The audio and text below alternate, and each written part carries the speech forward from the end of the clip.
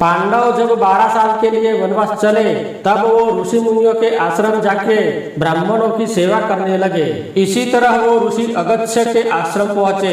वह कुछ दिन ब्राह्मणों की सेवा करके वो आगे जाने निकले तो अगस्त्य ऋषि ने कहा कि बेटा तुम इंद्र के महादेव जाओ। कुछ दिनों बाद वह भगवान भोलेनाथ का मेला लगने वाला है। तुम्हें भगवान भोलेनाथ की सेवा करने में बड़ा आनंद आएगा और मन को शांति मिलेगी। पांडव वहां से इंद्र के महादेव पहुंचे। वह अच्छी जगह देखकर उन्होंने 2 कुटिया बनाई। एक कुटिया में 4 भाई और दूसरी कुटिया में नियमानुसार एक भाई और द्रौपदी रहते थे। हस्तिनापुर में बैठा दुर्योधन अपने सेवक भेजकर पांडव कहाँ है और क्या कर रहे हैं उसकी तपास रखता था। एक दिन सेवक ने आकर कहा कि महाराज अभी पांडव इंद्र के महादेव है और वो कुशल क्षेम आनंद कर रहे हैं। दुर्योधन पांडवों को परेशान करने के लिए शकुनी, दुशासन और कर्ण को लेकर इंद्र के महादेव जाने के लिए निकला। दुर्योधन तो कोई दुल्हा शादी करने के लिए जा रहा है ऐसा पोशाक पहनकर हाथी पर बैठा सेवकों को लेकर जा रहा था। आगे ढोल नगारा जैसे वाजिंत्र बज रहे थे। इसी तरह वो इंद्र के महादेव पहुंचे।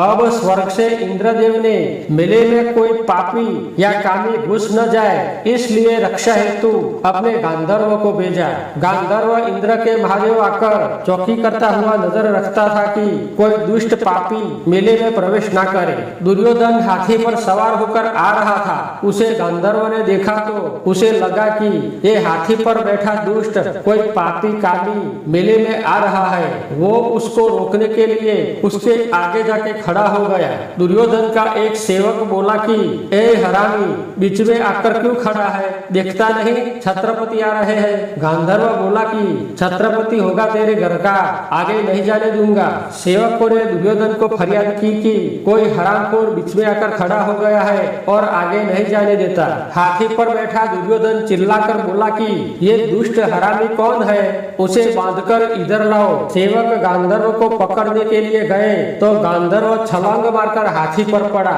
फिर दुर्योधन को 2 तमाचा मारकर अपने पांव पर डोरी से बांधकर लटका दिया और स्वर्ग की ओर जाने लगा। शकुनी, दुशासन सब चिल्लाने लगे कि छत्रपति हो गया, लेकिन बचाने की किसी में हिम्मत नहीं थी। कर्ण चुपचाप देख रहा था। अब अपनी कुटिया के बाहर बैठा भीमसेन ने देखा कि कोई गांधर्व दुर्योधन को लेकर आकाश मार्ग जा रहा है। उसने शान करके अर्जुन जी को बुलाया। वो भी आकाश मार्ग देखकर हंसने लगे। भीम और अर्जुन को हंसते हुए देखकर सहदेव नकुल भी उनके पास आए और सब मिलकर हंसने लगे।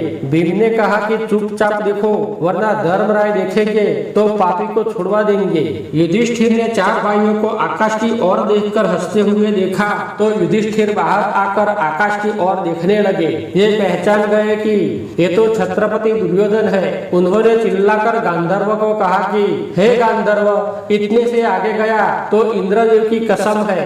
भीम तुरंत गर्जना करके बोला कि गांधर्व इधर से वापस आया तो भोलेनाथ की कसम है। युधिष्ठिर भीमसेन पर गुस्से हुए और बोले कि तूने ये क्या किया, अब हम दुर्योधन को कैसे बचाए। भीम ने कहा कि भैया वो उसी के लायक है, उसे छुड़वाने की कोई जरूरत नहीं है। युधिष्ठिर बोले कि अगर उसको छुड़वाया नहीं तो मैं अन्न जल का त्याग करूंगा। फिर अर्जुन को कहने लगे कि अर्जुन वीरा तुम जमीन से गांधर्व तक बाण की सीढ़ी बनाओ जिससे मेरा भाई दुर्योधन नीचे उतर सके।